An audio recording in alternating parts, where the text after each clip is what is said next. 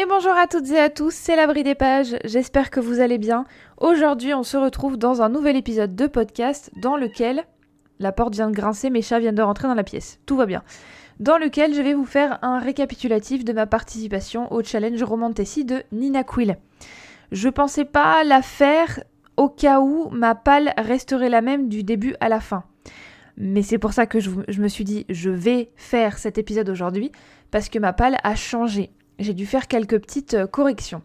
Mais normalement, je pense que cet épisode est déjà sorti, cette vidéo est déjà sortie. Il y a 2 jours, je vous ai sorti le bilan lecture du mois de mars, dans lequel je vous dis en moult détails que j'ai DNF une Romantasy incontournable, à savoir Keleana de Sarah J. Maas. Donc, logiquement, comme je vous ai un petit peu spoilé et préparé à ce que vous allez entendre aujourd'hui, DNF c'est Did Not Finish, donc j'ai abandonné la saga Keleana. La saga Keleana, c'était la saga phare de mon challenge Romantasy de cette année, donc ma participation au challenge. Et comme j'ai abandonné, du coup ma palle, elle a changé. Donc voilà, on va voir ça aujourd'hui ensemble et je vais vous expliquer pourquoi, mais en largement moins de détails que dans la vidéo bilan lecture mars. Si vous voulez savoir en détail ce que j'ai pensé de la saga Keleana, n'hésitez pas à aller la regarder. Donc pour les dates, pour faire un récap des dates, mais vous avez tout devant les yeux, le challenge Romantasy, ou alors non, peut-être que cette slide-là, je vous le mettrai peut-être pas devant les yeux, j'en sais rien. Vous verrez vous-même, moi je verrai ça au montage. Ce challenge a duré du 15 février au 15 avril. Et le jour où j'enregistre cet épisode, le challenge n'est pas encore terminé. Mais bon, comme moi j'ai terminé ma participation et que j'ai fini de lire ma palle entière, du coup je me suis dit que c'était le bon moment avant que j'oublie des trucs. Alors, pour le bingo, donc là, si je vous le montre ou pas, il y avait 4 dates de reading sprints. Donc en fait, les reading sprints, c'est des marathons lecture en fait. Donc Nina Quill, elle faisait un live YouTube dans lequel elle lisait, elle mettait un timer pendant 40 minutes, vous lisez le plus possible, etc. Après, c'est un peu comme un pomodoro en fait. Après, vous avez quelques minutes de pause pendant lesquelles on parle dans le chat, etc. Elle parle, elle réagit à ce qu'on dit, on répond aux questions, elle répond... Enfin bref, voilà, vous voyez les interactions quoi. Et puis après, le timer repart et on lit le plus possible. Donc il y avait 4 dates, il y avait le 16 février, le 9 mars, le 30 mars et le 13 avril. Et moi, j'ai participé au Reading Sprint du 16 février. Sachant que j'avais participé au live 2 jours avant du 14 février pour la Saint-Valentin. Le 14 février, je parle tellement vite que je mâche mes mots quoi. Le 14 février, et du coup ça m'a donné grave envie de faire le live du 16 février d'un bout à l'autre. Bon, je suis arrivée un petit peu en retard, mais j'ai quand même réussi à faire 1 heure et demie. Donc j'étais assez contente. Maintenant, on va passer au bingo. Donc le bingo, en fait, vous deviez choisir un roman pour une case. Alors c'était possible de choisir le même roman pour 3 cases. Donc par exemple, Keleana, j'aurais pu le mettre dans Romantasy polaire, dans Créatures fantastiques, dans Cartes, dans Livre bleu pour le tome 4, partie 1, plus de 300 pages. Enfin voilà, j'aurais pu le mettre pour plein de catégories différentes, il n'y a aucun problème avec ça. Moi j'ai décidé de jouer le jeu, entre guillemets, même si au début je pensais pas jouer le jeu, mais je l'ai quand même fait. Donc Romantasy polaire, à la base, c'est là où je vous dis que ça a déjà changé. À la base, j'avais mis le tome 1 de l'encyclopédie féerique d'Emily Wilde. Le truc, c'est que j'ai DNF, il m'a saoulé, mais j'ai DNF à la moitié du bouquin. Donc, la case Romantasy polaire était quand même validée. Le truc, c'est que je me suis dit, comme j'ai abandonné, au cas où, dans ce challenge-là, je lis un roman de Romantasy qui se passe en hiver, donc polaire, dans ces cas-là, je changerai, et c'est ce que j'ai fait. Donc, le template de droite... À gauche, vous avez le bingo vierge et à droite, vous avez le bingo complété avec les bouquins. Et j'ai lu Keleana, tome 2. Parce que c'est une Romantasy, bien évidemment. Et puis, ça se passe en hiver pour tout ce tome 2. C'est la période qui est utilisée. C'est en hiver, quoi. C'est la fin de l'automne jusqu'à la fin de l'hiver, à peu près, la chronologie de ce tome 2. Donc, du coup, je me suis dit, c'est top, c'est très bien. Donc, du coup, j'ai putège Emily Wilde et puis j'ai mis Keleana à la place. Alors, si vous voulez les résumer, je vous mets tous les liens en barre d'infos des bouquins dont je vous parle aujourd'hui. Donc, à savoir Emily Wilde, Keleana tome 1, parce que je veux pas vous spoil les autres tomes. Et puis, l'autre bouquin que vous voyez déjà dans mon bingo. Alors chocolat chaud, thé, café, bah oui, j'en bois quasiment tous les jours du thé, donc bah bien évidemment ça a été validé assez rapidement. Le premier jour ou presque quoi, enfin j'en bois tous les jours. Après là en ce moment, vu que j'ai des règles assez abondantes, je prends du fer. Je suis sous... Enfin, je suis sous cure, ça se dit pas. Je suis en cure de fer pendant une semaine. Donc du coup, pendant une semaine, je peux pas boire de thé parce que le thé empêche l'assimilation du fer. Donc du coup, je dois prendre mon mal en patience et je me mettrai à reboire du thé après avoir fini ma cure de fer pour mes hémorragies pendant mes règles quoi. Donc voilà. Mais heureusement, le challenge a commencé. Je n'avais pas encore trop des hémorragies puisque j'étais encore sous pilule. Donc du coup, j'ai pu boire autant de thé que je le veux. Là, je vous avoue que je suis en manque. C'est absolument abominable d'être en manque de thé. Je sais pas si je dis être en manque de fer ou pas. Je crois que je mélange les deux dans mes phrases. Mais bon, c'est pas grave.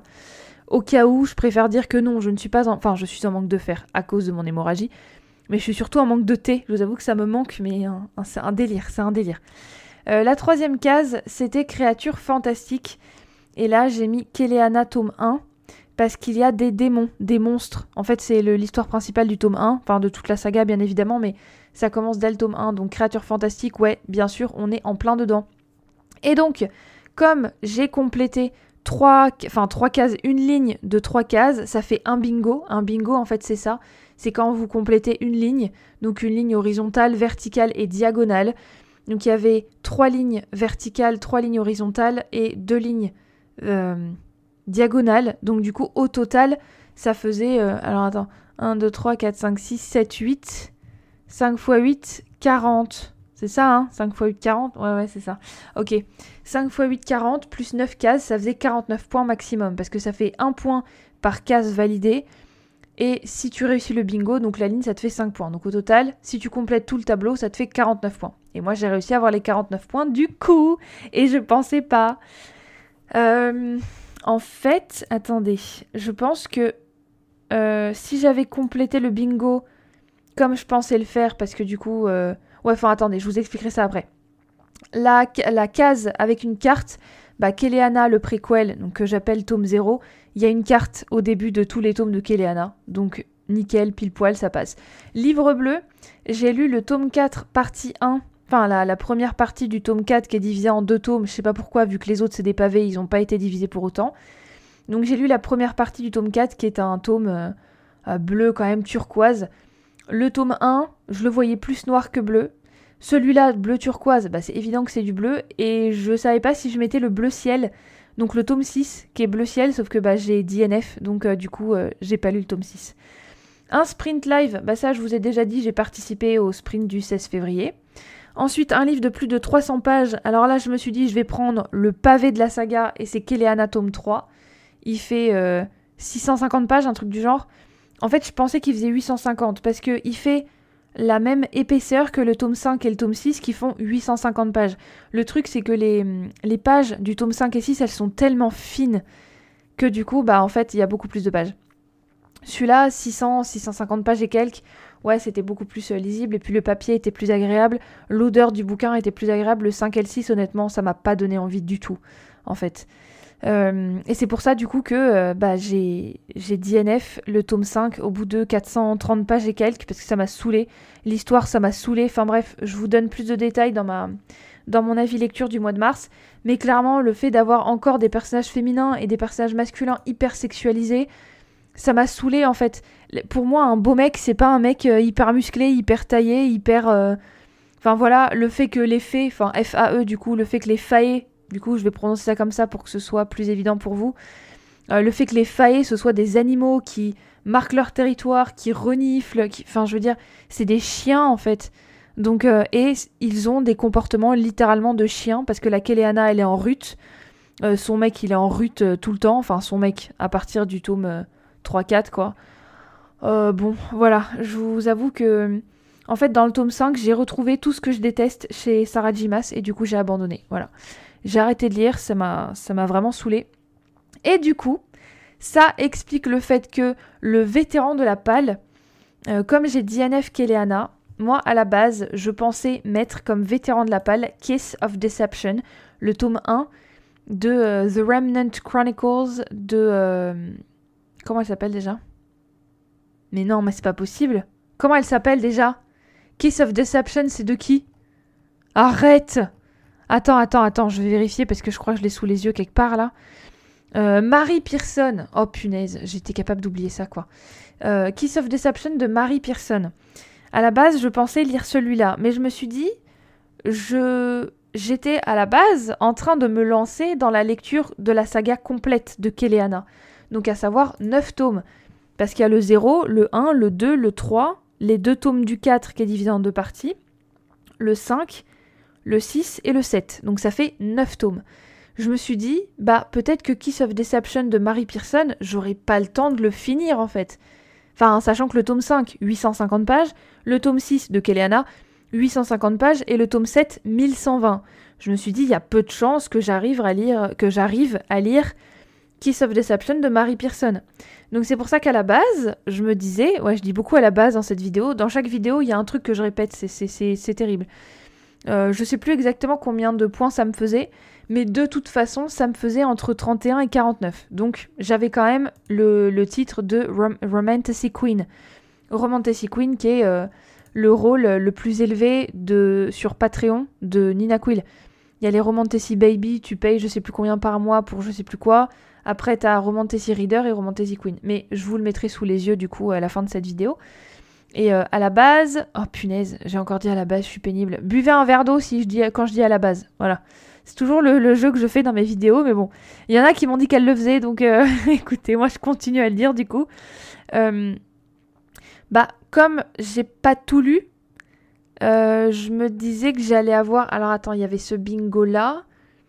Il y avait ces 2 bingos-là. Donc, en fait, il y avait un seul bingo que j'avais pas. Donc, si j'avais pas lu Vétéran de la Palle, j'aurais raté 2 bingos, donc 10 points en moins. Plus 1, donc ça faisait 11. 11 points en moins. Donc, 11 points en moins, ça fait 49 moins 11. 49 moins 11, ça fait 38.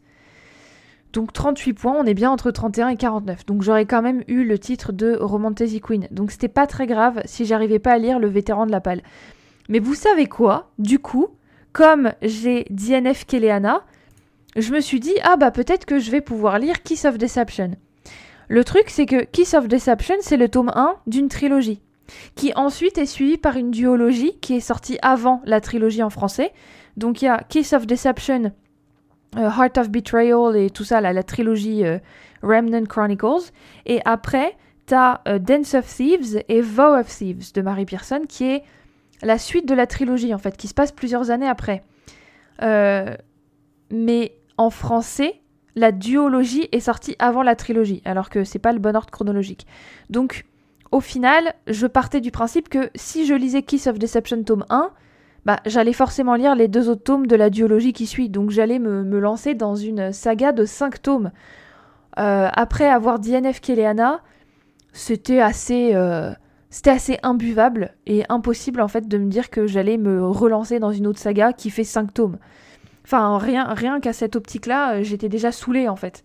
Donc du coup, je me suis dit, tu sais quoi, je vais changer et je vais prendre un autre tome qui me tente et que j'aimerais bien lire et que, enfin voilà, je me suis laissée porter complètement. Et même si ce tome, c'était pas de la romance et pas de la romantasy ou quoi, c'est pas grave. Je me suis dit, let's go, prends quelque chose qui te fait envie. Et c'est pour ça que j'ai lu le tome 1 de la sélection de Kirakas. Donc tous les résumés de tous les bouquins sont dans la barre d'infos. Et c'est une dystopie. Donc c'est pas vraiment romantasy, mais c'est de la romance. Et je l'ai quand même compté. Je l'ai quand même compté parce que c'est de la romance. Et moi qui habituellement ne lis absolument pas de romantasy, parce que j'en arrive à être dégoûtée des autrices qui écrivent de la merde. Et je me mets à boycotter des autrices comme Sarah J. Maas, typiquement. Voilà, mon avis sur elle n'a pas changé. Elle écrit mal. Ses univers sont top. Mais le spice, la romance qui prend le pas sur le reste, les stratégies militaires et l'univers qui est beaucoup trop complexe, c'est toujours plus, quoi, en fait. Ça me saoule. Et l'hypersexualisation de ces personnages, ouais, ça me saoule. Donc là, Sarah J. Maas, je lirai plus aucun roman qu'elle a écrit. Je me suis laissée tenter par Akotar, le 2 et le 3, c'était pas possible. J'ai tout revendu d'ailleurs. Keleana, du tome 0 au tome 4 partie 2, ça allait largement, c'était très bien. Par contre, tome 5, C'est tout ce que je déteste chez Sarah J. Maas en fait. Donc du coup, bah voilà, je me suis fait rembourser par Amazon. Et plein tarif du coup, parce que bah, je venais de l'acheter, j'ai quasiment pas touché, donc voilà quoi. Enfin 450 pages, mais ils m'ont quand même remboursé. Donc ça fait 46 € qui me sont revenus dans mon portefeuille, c'est quand même bien. Donc bah, vu que je lis pas énormément de romans de Tessie de base, je me suis dit, bah tu sais quoi, la sélection tome 1, c'est pas de la romance de Tessie, mais c'est de la romance, ça passe quand même. Et vétéran de la palle, la sélection est dans ma palle depuis une dizaine d'années, à peu près. Donc je pense qu'on fait pas mieux en termes de vétéran de la palle, clairement. Et puis la dernière catégorie, la dernière case, c'était lire sous le plaid. Et je pense que, bah ouais, j'ai quand même dû me forcer, parce que le fait de lire au lit, c'est compliqué, parce que avec mon chéri, on se couche tard, et je lis sur ma chaise. Donc je lis pas forcément dans mon lit, c'est même très rare. Et je me suis dit, bah pour ce challenge-là, tu sais quoi, je vais faire un effort. Donc je me suis mise sous un plaid. Et puis 2 jours après, je crois, je me suis dit, bon bah, au cas où je suis pas restée suffisamment longtemps sous le plaid, je vais lire au lit. Voilà, ce qui m'arrive jamais quasiment, parce que je suis trop crevée pour lire dans le lit, tout simplement. Et là, je l'ai fait. Donc voilà, le bingo est validé dans sa totalité et je suis bien contente. Voilà, donc maintenant, vous avez sous les yeux la palle finale avec les points. Alors, je vous mets pas dans le chapitrage détaillé de ce que j'ai fait, pourquoi, etc. C'est vraiment un récap assez rapide, parce que je vous ai déjà fait une vidéo YouTube dans laquelle je vous montre un petit peu tout ce que je vais lire et pourquoi. Là, j'ai pas changé grand-chose à part la sélection et à part le gros DNF de la saga Keleana. Donc au final... Oh punaise, je viens de me rendre compte d'un truc en live, c'est formidable. Mais du coup, dans cette pile à lire du Challenge Roman de Tessie 2025 de Nina Quill, il y a 2 bouquins que j'ai DNF. Là, sur les 9 livres que vous avez sous les yeux, il y en a 2 que j'ai abandonnés sur les 9. Waouh. Ok, j'avoue que ça m'était jamais arrivé un truc comme ça. J'ai DNF 2 livres, l'encyclopédie féerique d'Emily Wilde. J'ai fait un avis lecture, je vous ai fait un bilan lecture aussi. Emily Wilde, c'est dans mon bilan lecture du mois de février. Donc du coup, je vous dis pourquoi j'ai abandonné. Je me suis fait rembourser là aussi, donc c'est plutôt pas mal. Honnêtement, je préfère que de DNF un truc que j'ai acheté il y a 5 ans et que je vais devoir revendre au lieu de me faire rembourser plein tarif.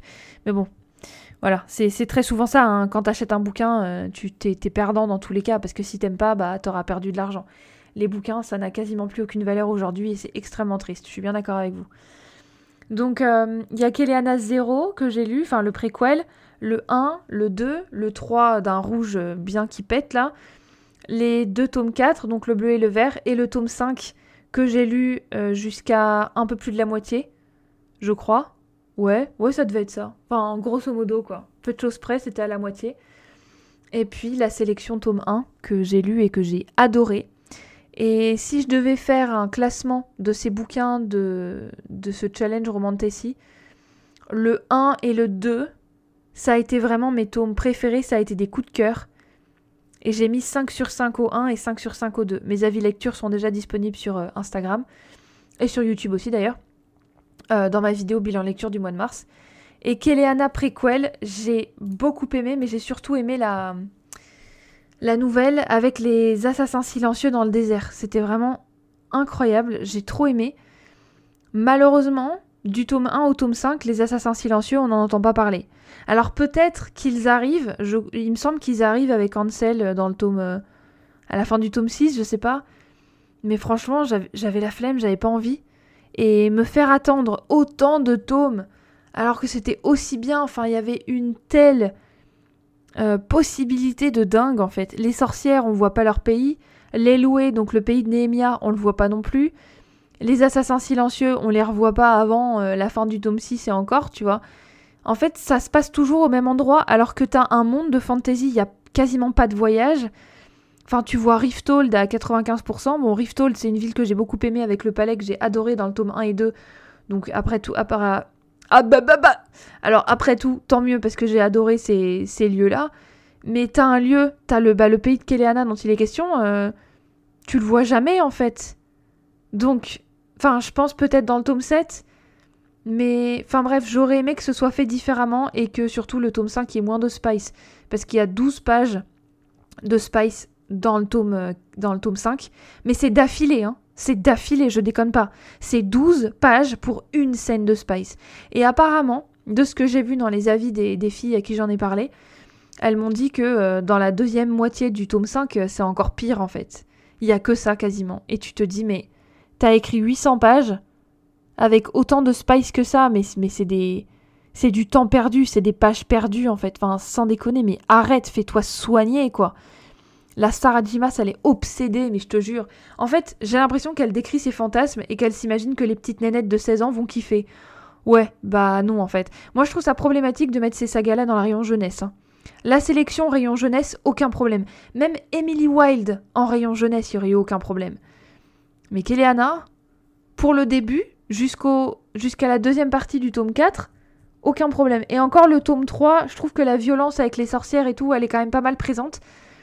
Mais après tout, bon, les jeunes aujourd'hui sont débridés, ils sont sur TikTok à 12 ans, donc après tout, lire de la violence à 16, pourquoi pas. Mais jeunesse, moi je pars du principe, c'est à partir de...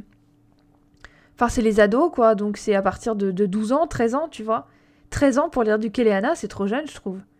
Mais bon, encore une fois, la problématique des autrices comme ça, où t'as des bouquins classés moins 18, mais qui sont au rayon jeunesse, y a aucun problème. Enfin, genre, faut se réveiller, les gars, ça va pas, hein. Donc effectivement, j'ai remplacé, du coup, Kéléana 6 et 7 par La Sélection, et Kiss of Deception... Non, en réalité... J'ai pas remplacé Kéléana 6 et 7 par La Sélection, j'ai remplacé Kiss of Deception par La Sélection. La Sélection, qui est une romance dystopique, mais que je trouve vraiment, vraiment très bien. Là, j'ai lu 2 chapitres du tome 2, mais avec tout ce qui se passe en ce moment, ouais, j'ai pas... En fait, c'est pas que j'ai pas eu le temps de lire, j'ai pas pris le temps de lire. Et La Sélection, typiquement, c'est un bouquin qu'il faut lire d'une traite. Mais vraiment. Parce qu'il y a tellement de trucs, il y a tellement de trucs. C'est pas compliqué du coup. Mais je vais pas y arriver, hein. C'est pas compliqué du tout, c'est vraiment très agréable à lire. Honnêtement, mais lancez-vous dans La Sélection les yeux fermés, il y a aucun problème. Et du coup, bah à droite, je vous ai mis les points, donc 49, entre 31 et 49, c'est Romantasy Queen, voilà, comme ça vous avez la conclusion de ce challenge sous vos yeux. Voilà, donc j'espère que cet épisode récap du challenge Romantasy de Nina Quill vous aura plu. J'aime beaucoup faire des récaps en fait. Mais c'est vrai que, comme j'ai dit dans l'intro de cette vidéo, j'étais pas sûre de vous faire un récap parce que si ma palle était la même et que j'avais tout validé, bah j'en aurais fait un post ou un réel Instagram. Vous voyez, j'en aurais pas fait un épisode. Mais vu que ça a changé et pour des raisons quand même pas mal... ouais, bah je devais en parler, je devais partager ça avec vous. Voilà, c'est mon rôle en tant que... on va dire influenceuse littéraire, même si j'aime pas trop le terme d'influenceuse. Voilà, il fallait que je vous dise pourquoi, parce qu'il y a des gens qui sont comme moi parmi vous et qui n'aiment pas tout ce qui est spice, qui n'aiment pas tout ça. Donc il me fallait faire cet épisode pour vous expliquer pourquoi. Si vous n'avez pas vu le bilan lecture du mois de mars, et même si vous l'avez vu, bah ça fait... voilà, toujours plus en disant, bah écoutez, voilà pourquoi j'ai abandonné. Je vais pas faire du toujours plus comme du Sarah J. Maas, mais c'est... doublement, en fait, si mon bilan lecture vous a fait peur par sa durée, et ce que je peux complètement comprendre, je me suis dit, bah tu sais quoi, voilà, je le répète encore en fait, tu vois, et je me dis beaucoup de choses, ça c'est sûr, je répète beaucoup de fois les mêmes expressions, mais bon, ceux qui me suivent depuis pas mal de temps, vous savez que je radote, je suis un vieux bout de bois pourri qui va avoir 30 ans à la fin d'année, mais je suis très contente d'aller sur mes 30 ans, parce que enfin on me prendra peut-être un petit peu plus au sérieux. Même si physiquement, je sais que les jeunes comme moi qui sont des années 90, on a tendance à faire beaucoup plus jeune que notre âge. Bah écoutez, au moins le fait d'avoir 30 ans, on me prendra plus au sérieux et on me dira pas que je suis un bébé, que je suis machin, que... Non, fait chier en fait. Mais on me demande plus ma carte d'identité, c'est plutôt pas mal. Il y a déjà du mieux, Bon, et bien, encore une fois, j'espère que cet épisode vous aura plu. N'hésitez pas à liker, vous abonner, commenter et partager et à me suivre sur Instagram. Et puis, en attendant la prochaine vidéo, portez-vous bien.